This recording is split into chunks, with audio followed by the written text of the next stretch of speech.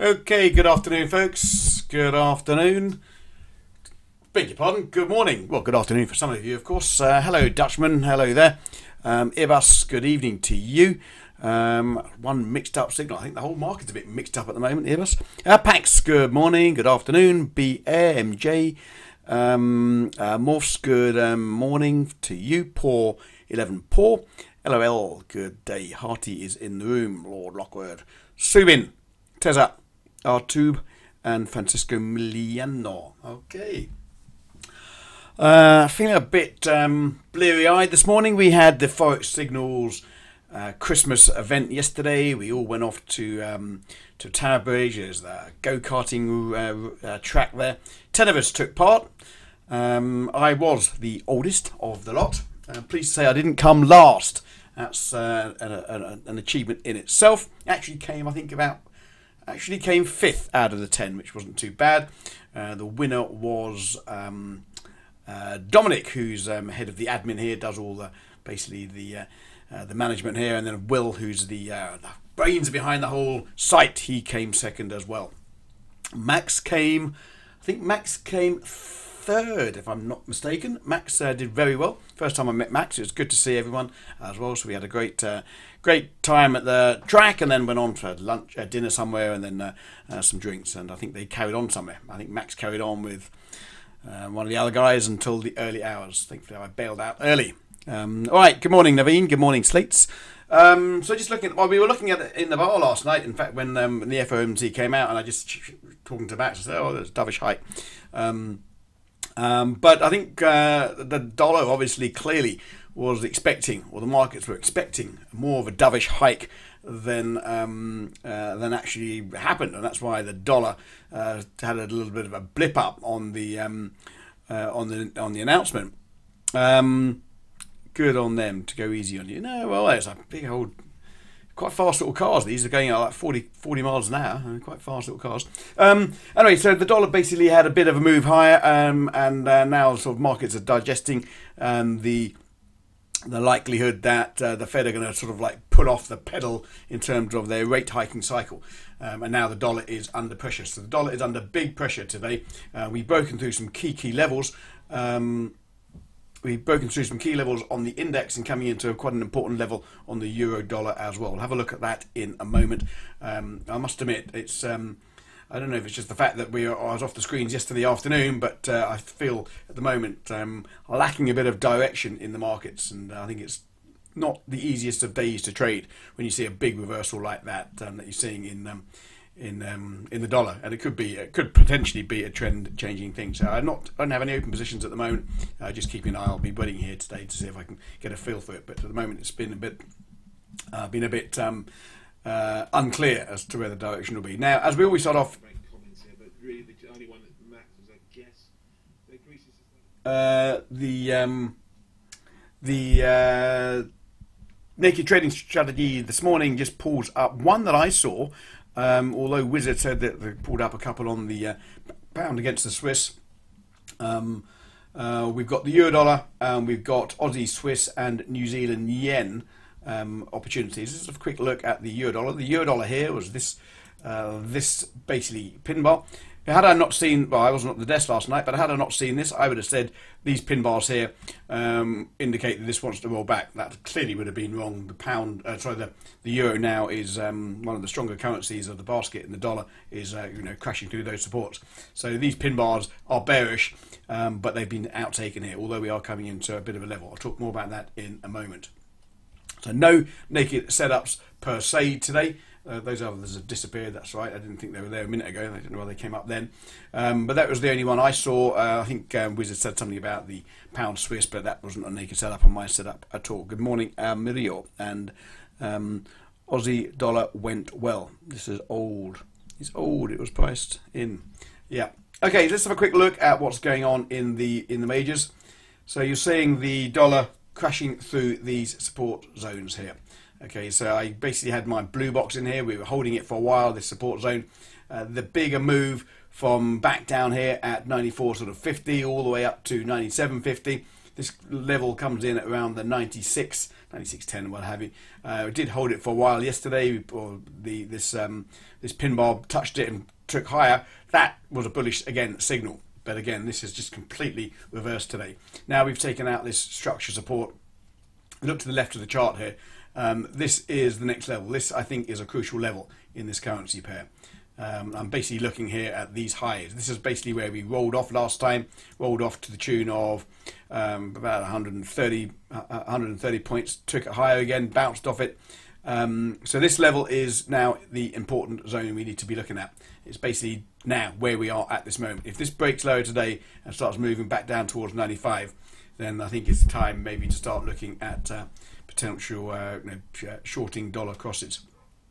Fundamentally, they moved rates, which is the fourth hike they've done now for this year. They've moved the dot plot basically into just 3 hikes for 2020. Basically revised their inflation outlook and their growth outlook lower.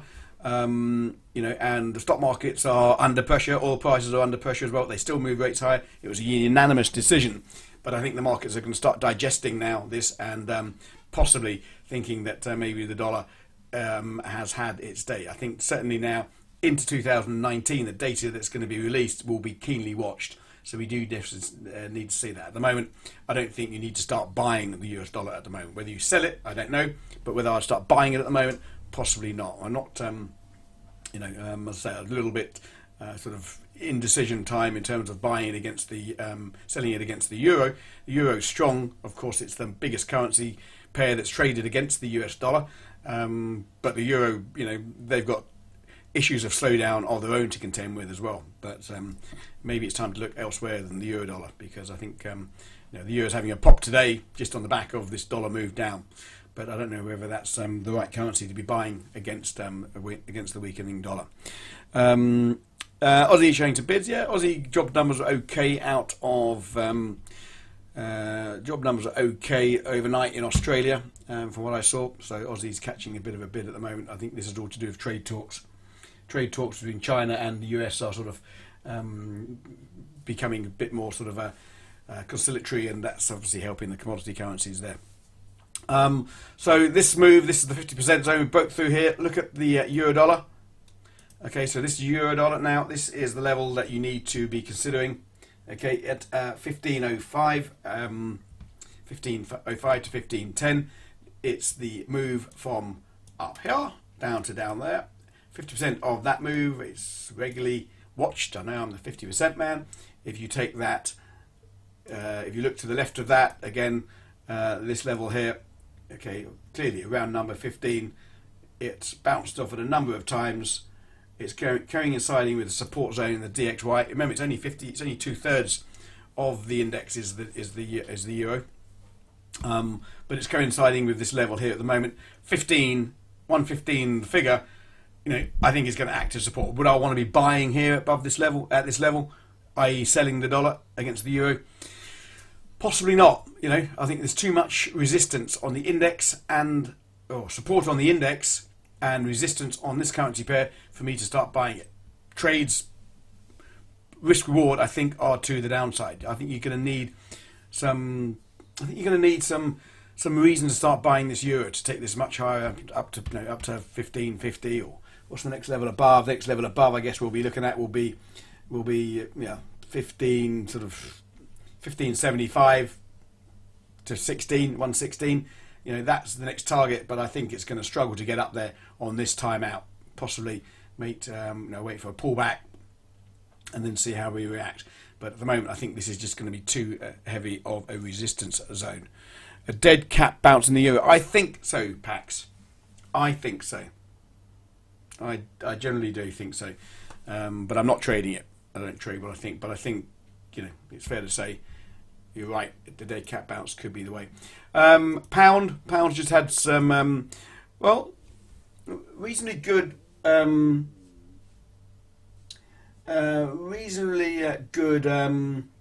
retail sales numbers came out earlier, but the CBI CBI survey didn't come out particularly well for the pound. Pound's got the MPC today. That's the rate decision. So they are going to be basically giving a rate decision at midday, which is 45 minutes from now. They won't be moving rates. There's 9 people on the panel, and the view from all the analysts is that it will be a unanimous decision not to move rates, obviously. But you know, the reasonable data has been coming out of the UK recently, but obviously what's been dragging on the UK, as we all know, Euro Oz, I've got that one. We'll look at that in a moment, Richard. That's just flying, isn't it? Way past our trade for the week. That's just gone completely the wrong way. But the Brexit still weighs on the British pound. That's still what's controlling this. As I said, over the last 2 or 3 weeks, all the bad news of Brexit is priced into the pound. You know, any more further bad news is going to be, it's there. And if there's any bad news, you still got another 3 months for a bit of good news to come in. So as I've said countless times already this last couple of weeks, bad news priced into the pound, selling at these levels, or not basically back down there at 120, 125. I don't think of the risk reward. This bullish engulfing pattern, I've got greyed yellowed out here. We didn't take that trade for the reason that I mentioned at the time, was because of this big resistance zone coming in at the moment, and this is basically the structure support. I think that's been holding all this up. So that's the structure support in at this this level here, in at 127. So we've got the pound is I think 11% of the index. Japanese yen is about 14%. So those are the 3 main currencies. So you've got the DXY coming in at potential support here. You've got resistance coming in the individual currency pairs, the euro, the pound, possibly this one now with this big move we've had today, possibly with those levels, is again too much to contend with. So for me, the bias, and I'm not trading it myself, it's not my strategy. My strategy is trend continuation, unless we have a naked setup. So this is not trend continuation. My bias would be that this is going to respect this zone that we're in at the moment, 127, 127.15. If you're going to be selling around here, then I think having stops above 127.50, like 60 or something like that, 127.60, would mostly be a good technical level to place your stops. But I think the bias for this is to roll back. Just too much resistance and support coming into those. So that is basically my bias on that. Yen overnight, we had Crudo this morning talking. He was a reasonably loose monetary policy, as has basically been the theme. The Abenomics of whatever they call it, loose policy, not concerned about yields turning negative in the Japanese yen came under a bit of pressure because of it. It was a couple of hours ago, so you can see the yen came back off when Crudo started talking. But the yen has got a couple of things to contend with. You've got the bearish comments from Crudo, but if you're looking at what's happening in the stock market, stock markets have crashed through yearly lows now, 12-month lows. It looks as though we're going to end the year far from a Santa rally, more like to be a Santa crash, Santa dump, whatever you call it. But it looks like these stocks are continuing to be under pressure. With the stocks down here at, there we go. So we've taken out the low from the year, was basically on the 31st of December last year. We got down to this level, and we've just touched through it today, 23. So stocks under pressure. With stocks under pressure, with the stock market under pressure, the yen has got that sort of bid bias against it as well. So you've got the crude and negative comments, but you've got the risk off tone supporting the yen at the moment. So again, not clear directions. You're coming into some big levels on the dollar yen, which might hold, but it's again something to trade through these levels. Okay, so you've got this level here, basically goes through, well, basically where we are now. Okay, exactly where we are now. So Do you want to sell here? For me, the bias is clearly lower. The way I'd be looking to play that would be wait for the break, come back, and then possibly take it lower from down there. But again, it's not the easiest of days to trade today. Richard asked me, what's my opinion on the Euro Oz? Well, the Euro's being pulled up, as we know. Let's just close that down. And the Aussie is weaker, so that has basically pushed out of resistance zone and now looking pretty strong. Let's just have a look at the chart. Okay, so we can safely take those out. That did not go according to plan. Doesn't always happen. So this 50% zone that we looked at, touched it there, thought about it earlier in the week, and then the momentum basically of the dollar weakness pushing the euro higher knocked on this one, and the euro basically stole the show hit, and a little bit of weakness coming into the Aussie as well. So look, if I was long this, I would be taking profits around this level. I think this is I think you've got just some structure, old support and resistance, old support turning resistance in at these levels. You've got a bit of a doji there. I would be waiting, Richard, for a bit of price action if I were you. A bit of price action to see this pull back. So a break of this 4-hour candle, this 4-hour doji down to 60, sort of 50. Where's the low? 60, 45. If he breaks that low, then I would be maybe looking to get back down to 59, 50 or something like that. So you might have 100 pips if it holds this level. But technically, this is again the resistance zone that you'd be need to look at, I think. Okay, this is the daily.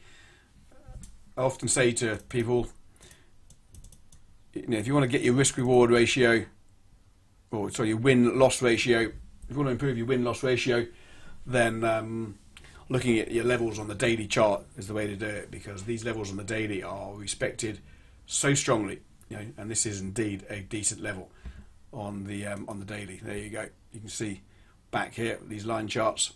There. So for me, I would be looking for that to potentially this move here to be exhausted, and could come back certainly 50% of that move down to 59.50. So got 100 pips to the downside. If 100 pips to the downside, you can afford yourself 60, 70 pip stop to get a decent risk reward trade on for yourselves, if that's your strategy. Indian, can I please look at the New Zealand dollar? It's coming in 50% pullback. It can be considered to the short here. DXY holds this level. It looks like the DXY is holding. Yep. Let's have a look.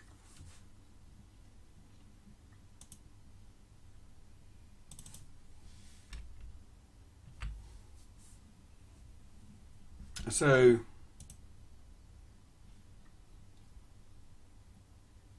yeah, I see what you're saying. I mean, we are this moving averages have had a bit of think about it, haven't they? But they're fanning out to the downside, so the bias is lower. This is the 50%. I see what you're saying, and its structure. I don't think that.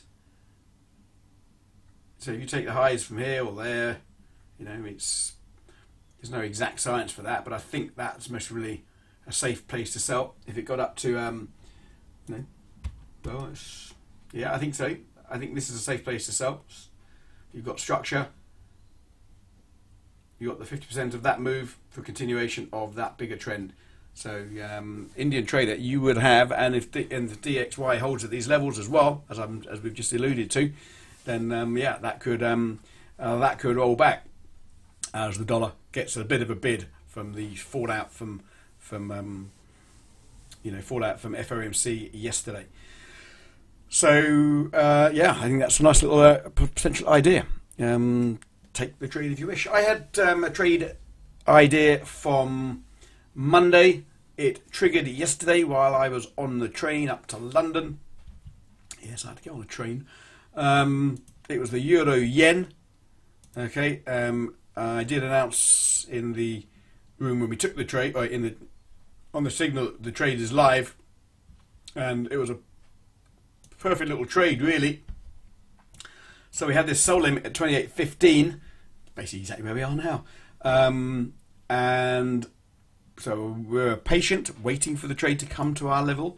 I know some of you took it. In fact, let's have a look here. If someone did take it, let's just have a look here. Trade signals.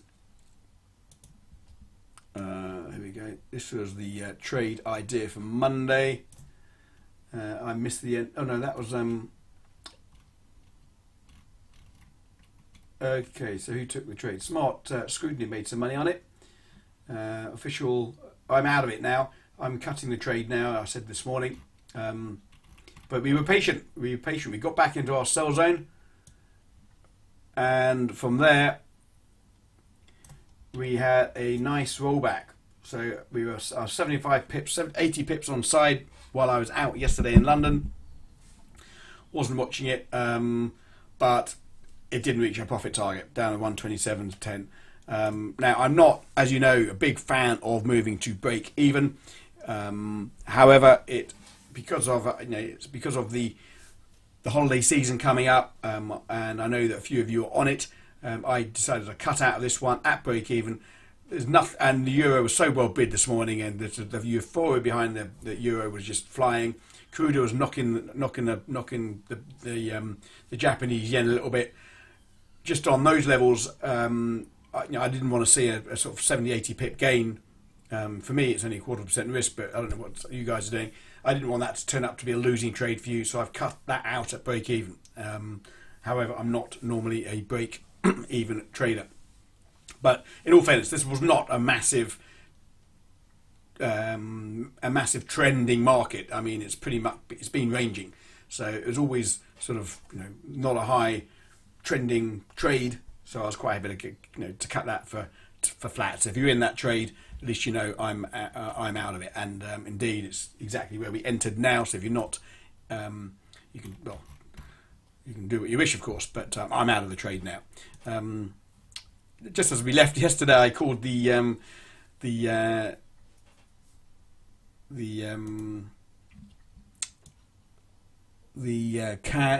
CAD yen, and yeah, it was the CAD yen here. Just as I was heading off. Okay, so this sell zone, we missed our sell by 20 pips, and of course it's rolled over another 90 pips as well. So the idea, the premise behind selling the CAD yen with really weak oil prices, trading lower, and looking like now you've breached these levels in 47, 48 WTI. The next logical support zone in WTI is down at 43. I think it's going to be a magnetic 43.50. I think it is. I think it's going to be a magnetic pull. Maybe not today or in the next couple of days, but I think we're still going to see oil prices want to challenge that level, which is just going to drag on the Canadian dollar at the moment, as you can see. So we just got down to, that's the weekly. Here's the daily, having a bit of a pullback now. We got down to 45 yesterday. 45.80. Okay, so we did have a good sell-off yesterday, yep. So the premise behind this trade was good, selling CAD and the safety haven yen, the safety haven yen trade is still in favour. Now we've had this little bit of a pullback in oil that maybe give us an opportunity to get back into a CAD yen trade. Let's have a look at that again. There's something showing there in the CAD yen. So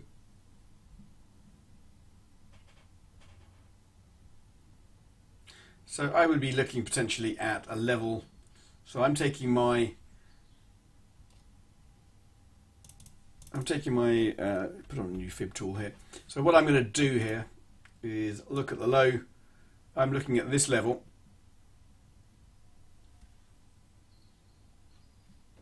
So I'm going to be looking at this level as the next opportunity to get short this. Okay, I think selling at 83.70 would be good. It's got, so my sell zone, I'm just going to put myself an alert in there as well. Just going to send myself a little trading alert. should we get back up there. I get a notification, so it pings my phone. Yeah, so this level, previous support, 50%, 83.75. We'll keep an eye on that for continuation of that bigger trend, with the technicals wanting to drive the oil prices lower, and the CAD should follow. So we didn't get on that one. So at the moment, I have no open trades. What do you mean by break even? It was still profitable. Eric, what I mean by that is that it was profitable, but I didn't close my trade out for a profit. Some of you did. I know one of you did. I was going for a target 20 pips lower. I was off the desk. That's not an excuse. I don't normally manage them when I'm in the trade anyway. So had I been here, the chances are I still wouldn't have taken profits there. I had a target in place, didn't reach my target. The market has rallied back up to where I got in, so I've broken even on the trade. I've got out of the trade. It's now cost me no money. So I basically got out of the trade for cost, plus a small amount of commission. Oh, yeah, okay, you got that, yeah.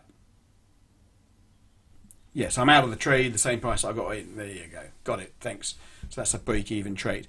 But I'm not, Eric, I'm not a big fan of moving to break-even. You know, I talk about this all the time. And that's not because I know you read it in all the books about break-even trades. It feels good to be in a free trade, they call it. I get that. I get the emotions of it. You know, let it run, let it run. But what I have done over my own analysis, and this was a couple of years ago now, I analysed each and every trade over a 3-month period where I was moving to break even. I thought, this is wrong, because every time you move to break even, you get stopped out. So I did some analysis of my own trades on my journal, every trade, and it worked out over that 3-month period. I think it was in 2017 I did it, March 2017 to June. Had I not moved to break even on the trades and just left them and not messed with them, it would have been a better 3-month period. I haven't done the analysis. Well, I haven't been moving to break even recently, so I haven't done it since. But what I would challenge you to do, if you're keeping a journal, which hopefully you're doing anyway, if you're keeping a journal on your trades, look at where you've moved to break even over a period of 3 months and see, indeed, would it have worked if had you not moved to break even. That's for me. So that's what I don't do it so much. Not because I've read about it in a book. I don't. It's just something that I just don't feel comfortable doing too much. Allowing for a bit of wiggy room, yeah. Right, but obviously now, the point of my trade signals is not for you all to give up your, or anyone's trade signals, to give up your day job and just follow what I do, because you won't make money doing that. But I do know when I've got people watching on the trade, and you see it 70 pips up, it's not good for people to lose money, because you're not taking every trade that I do, you're taking the odd trade that I put on a trade signal. So I was quite happy to get out of break even, knowing that a lot of you were following it. And it was real money. It was in my account. It wasn't. So I did get out for break even. Right. Okay. So yeah, I think today is a bit of an odd day. Bit of an odd day in the. It looks as though it's coming back here now. Richard, are you long it or short it? Looks as though it might want to come back now. I think this DXY is holding, isn't it? This DXY is going to be holding at these levels. So you might see a bit of a bounce in dollar over the next few hours. Keep an eye out for that. How do I make a chart for my trades for the 3 months? If you're talking about what I just referred to, Green, I'm talking about keeping a journal. Each time you trade. I mean, I don't know if anyone's ever been over to. We're not related to these, but I think we've sort of got a perk here for you. This trading journal, it's completely independent of us. We don't benefit from it at all. It's a third party, But this little trade journal software, you get a 10% discount. I don't know how much it costs now. It's about $100, I think it is. But it's basically a way of journaling your trades, so that each and every trade that you do, you can do the analysis. You can write in there, and you can track what profitable days were, what your win-loss ratio is, what your expectancy is, what all your all the metrics that you should be looking at, your the profit factors and so forth. Keeping that each and every trade. If you're serious about trading, then that's what maybe you should be doing. Or you can write your own Excel spreadsheet, or do it on a piece of. My old ones were done literally in filing paper. My FX book doesn't do is the same, Richard. I'm sorry, it just doesn't do the same. You can't. My FX book won't tell me what my what my analysis would be on moving to break even. It won't tell me if I took profits too early. You want to be gauging. When you have a trade, you want to grade it. You want to be able to grade it in terms of, was it a good trade?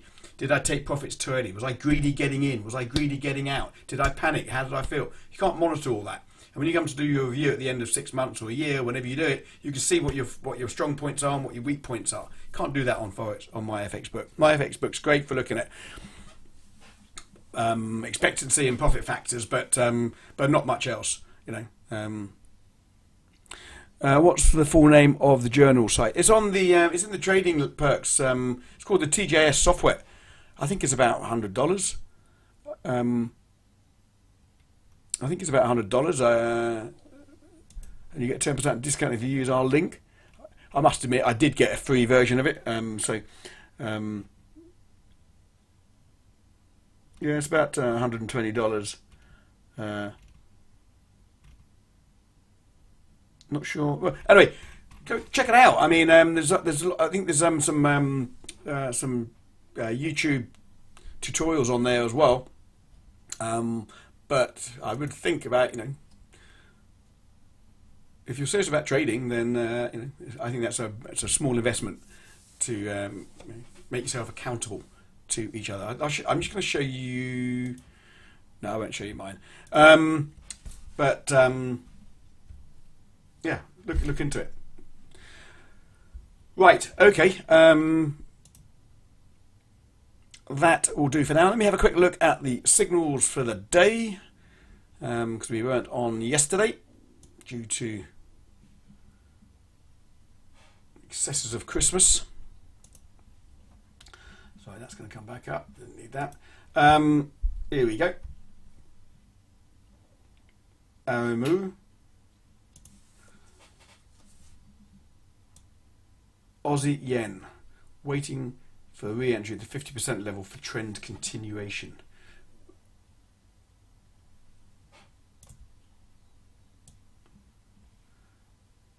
Oops, where have my charts gone? There we go. Aussie yen. Didn't look at that today.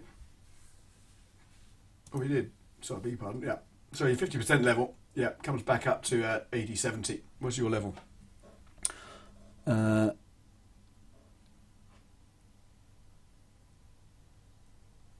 And TP at the 1618 extension. Looks as though you're following something that I do, or doing something similar to me.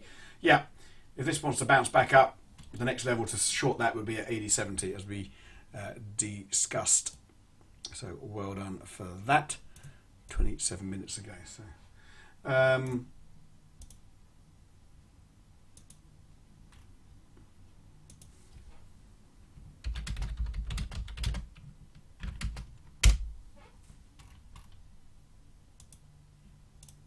Richard, love the t-shirt. Eat, sleep, trade, repeat. Dollar Swiss short entry. Looking at short dollar Swiss, as the trend is likely to continue to the downside as bears are more prevalent. This should continue down today to take some profit as it goes significantly in your favour. And don't forget to break even. Good luck and happy trading. Yep, dollar Swiss. Watch the dollar. Just watch the dollar. We're coming into some levels on the index, and you'll see potentially a bit of a bounce in dollar. So, but be careful about that. Oh, sorry, Richard. I didn't mean to give you not to give you a little heart. There you go, a little heart as well.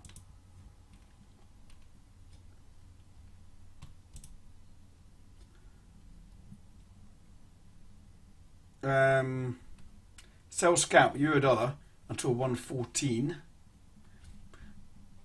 It's an important level will be retested again.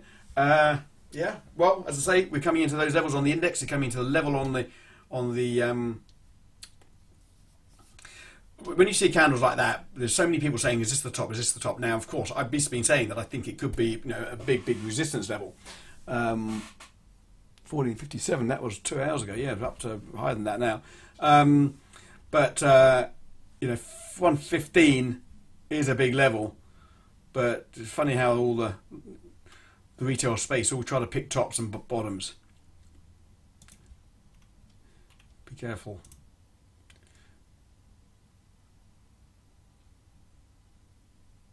Yeah, so we're just broken through, but we are coming into this little zone here, cold evolution. As I say, big level on that.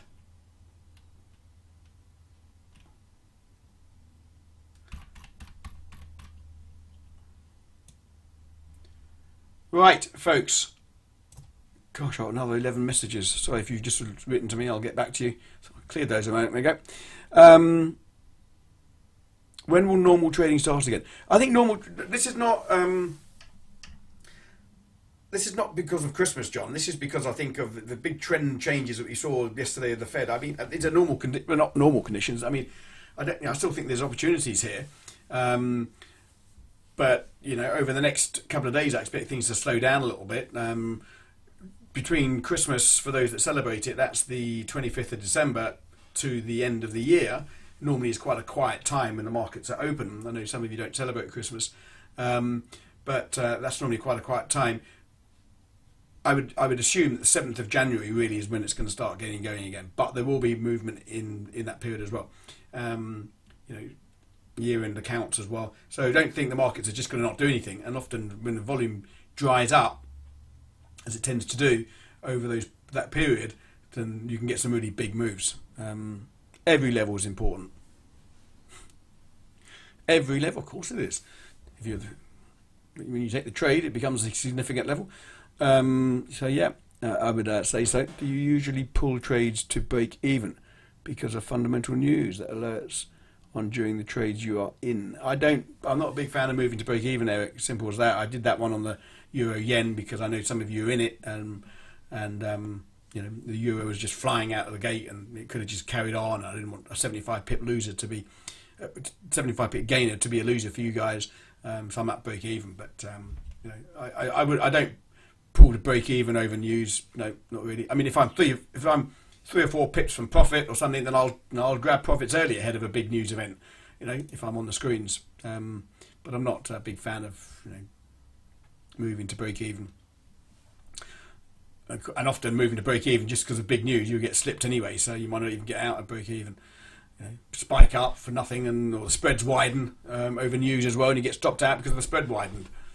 So be careful about that. Right, folks, I'm going to leave that there. Max is not on today. Max is, I think he is having a day in London with his family, doing some winter wonderlanding stuff. But I'll be back on this afternoon for the London Forex market wrap. I think Mark will be on tonight as well for those. And Mark was on last night as well. I didn't catch it, but I did hear him come on at about 1 o'clock in the morning my time. I heard it come out of my speakers. I didn't listen to it, unfortunately. I was in the land of Nod. But if you miss Mark, you can always watch him on Catch Up as well. You can watch all our streams on Catch Up and reach out to us at any time you like as well. Okay, folks, I will leave that there. Just a passing note, be careful of the US dollar. We are coming into what could be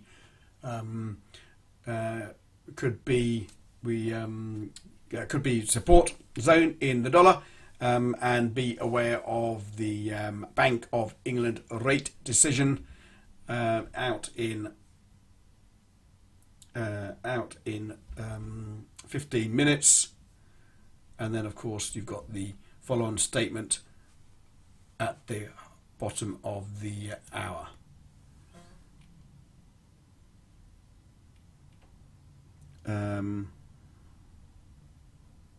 Yeah. So be careful of that. I'm just checking the calendar here to see if there's anything else in the US later. Retail sales. No, tomorrow is the Canadian data. Final GDP for the US Friday afternoon. We can talk about that tomorrow.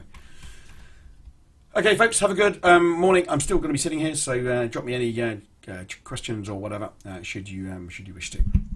Thanks for your company. I'll speak to you later.